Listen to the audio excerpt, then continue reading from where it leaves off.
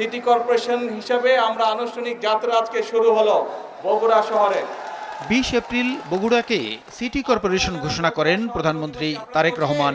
7 মে নিকারে অনুমোদনের মধ্য দিয়ে 150 বছরের পুরনো পৌরসভা বিলুপ্ত হয়ে দেশের 13তম সিটি কর্পোরেশন হিসেবে যাত্রা শুরু করে বগুড়া।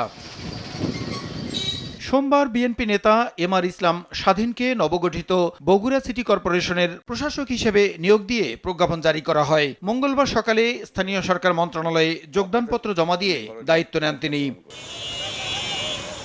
বগুড়া শহরের জলাবদ্ধতা নিরসন ও ড্রেনেজ ব্যবস্থার উন্নয়নকে প্রাধান্য দিয়েই নতুন সিটি কর্পোরেশনের কাজ শুরু হবে বলে জানান নবনিযুক্ত প্রশাসক। অগ্রাধিকারের ভিত্তিতে আমরা প্রাথমিক অবস্থায় যে বরাদ্দ পাবো সেই অর্থ দিয়েই আমরা ড্রেনেজ ব্যবস্থা এবং জলাবদ্ধতা দূরীকরণের ব্যবস্থা গ্রহণ করব।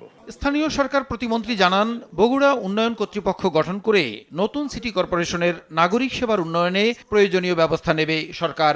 পৌরসভা থেকে একটি শহর যখন সিটি কর্পোরেশনে রূপান্তরিত হয়, সেখানে নাগরিক সেবা অবশ্যই বৃদ্ধি পাবে, সেখানে বরাদ্দ বেশি পাবে এবং সেই সিটি কর্পোরেশনের নিজস্ব ডিপিপি প্রণয়নের ক্ষমতা থাকে, আলাদা প্রকল্প নেওয়ার ক্ষমতা থাকে, রাস্তাঘাট, ব্রিজ, কালভার্ট ডেভেলপ, এছাড়াও ওভারপাস, উড়াল সেতু, ফ্লাইওভার, এ ধরনের বিভিন্ন প্রকল্প গ্রহণের এখতিয়ার তখন সিটি কর্পোরেশনের আইনে দেওয়া আছে।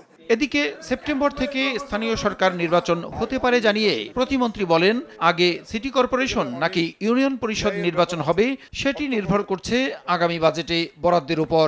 বাজেট অনুমোদন হলে আগামী সেপ্টেম্বর অক্টোবর থেকে আমার ধারণা যে বর্ষা মৌসুমের পরে শুষ্ক মৌসুমে পর্যায়ক্রমে ধাপে ধাপে 1 বছরের মধ্যে আমরা 5টি নির্বাচন শেষ করব। সিটি নির্বাচন দলীয়ভাবে হবে না বলেও জানান স্থানীয় সরকার প্রতিমন্ত্রী।